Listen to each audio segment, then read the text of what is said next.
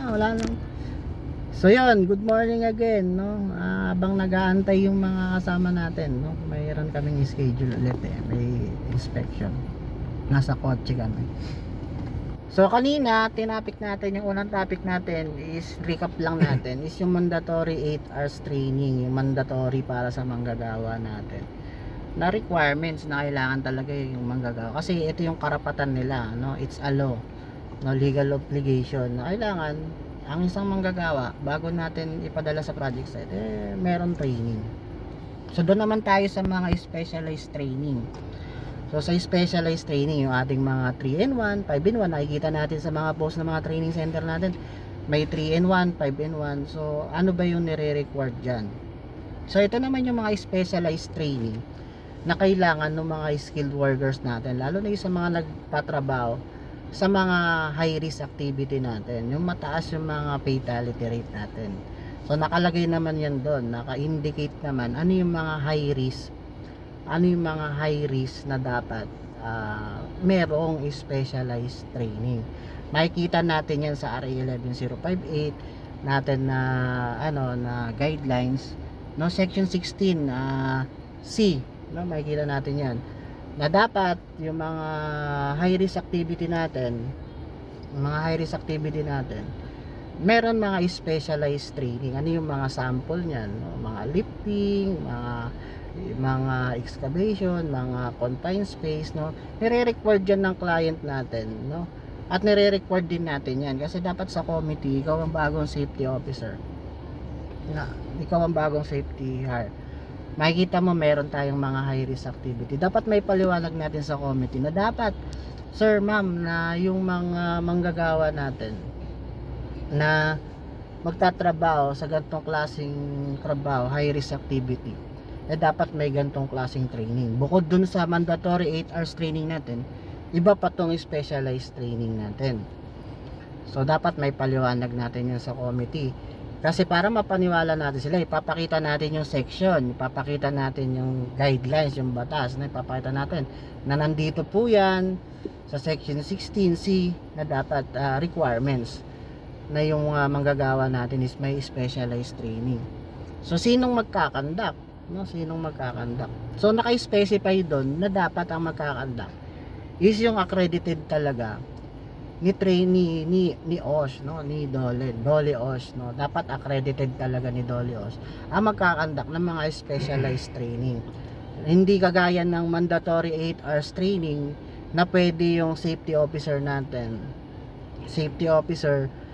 practitioner, saka consultant natin, pwede sa mandatory 8 hours training as long na nasusunod natin yung topic module na binigay ni OSH Center.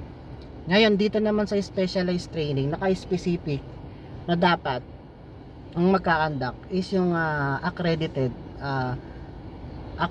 STO ang magkakandak. So isa yan sa ipapaliwanag natin.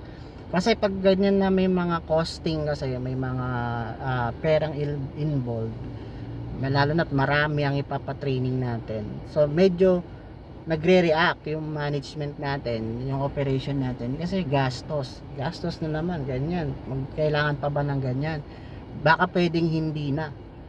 So minsan yan mapag-uusapan natin, kaya dapat ang ipaliwanag natin sa kanila yan ang trabaho natin as a safety officer. Kaya tayo gumagawa ng mga gantong video para maipaliwanag, no, masagot agad ng mga safety officer on duty, no, safety officer's duty, in case na may mga ganyang question. Katulad yan, tumawag pa yung engineers, no, may may problema, ganyan, dapat masagot natin yun on the spot na this is a legal requirements from the OSH, no. Dapat ito yung guidelines, ito yung sections, ito yung specific na sinabi, ano ba yung mga kailangan natin gawin.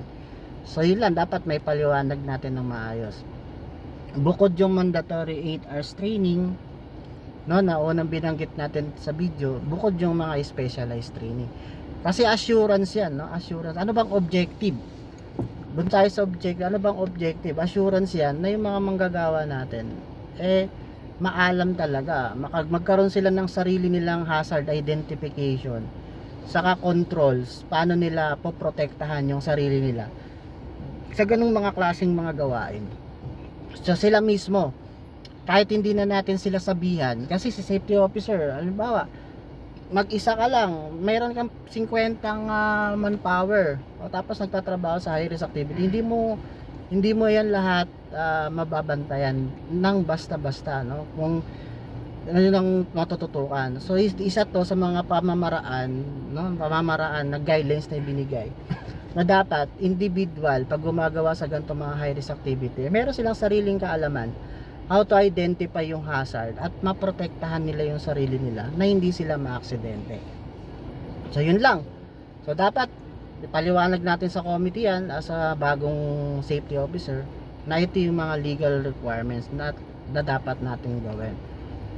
So nandyan naman yung ating mga guidelines, downloadable naman yung ating RA 11058, no, nandyan naman yung mga section. Kailangan pag nagpo-propose kayo, meron kayong basis, meron kayong reference para hindi nagkakaroon ng problema, kasi may costing yan, may cost na ilalagay, may cost na ibibigay para diyan sa ganyang klaseng proyekto na pag hindi natin ginawa, maaaring magkaroon ng insidente or aksidente sa isang project site. So muli, sana may natutunan, no? Sana may natutunan bilang isang baguhan na safety officer. Masagot natin kaagad yung mga ganyang klaseng concern, kasi ang problema diyan yung management natin. Hindi naman nila naiintindihan kaagad, kasi hindi naman sila kagaya natin na dumaan sa ganitong klaseng training. So kaya nga maganda, nire-record talaga yung management natin, mga engineers natin, dumadaan sa mga trainings like Bosch, Kosh, para maintindihan na nila kaagad ano ba yung mga legal requirements na dapat i-comply sa site. So para pagdating sa committee, hindi na magkaroon ng matinding paliwanagan, masasaayos na agad. So muli, sana may natutunan, sana may na-share kahit konti. Actually nasa module naman yan, nasa Bosch Kosh naman yan, pero kailangan lang natin konting mga tips paano nyo gagawin, paano nyo may papaliwanag, no? Paano nyo makuha yung loob ng mga kasamahan natin sa committee na kailangan talaga natin tong i-comply, kasi ito is legal requirements, ito ay nasa batas, no? Pag hindi natin na-comply, baka may malalabag tayo na karapatan ng manggagawa, at may malalabag tayo na legal law, no? May malalabag tayo ng law na batas. So muli, I'm sa Safety Rod. So nainip na yung mga kasama ko nandito sa likod, sa site inspection kami. So siningit ko lang to habang break time, alas 10, naantay kami. So okay, thank you.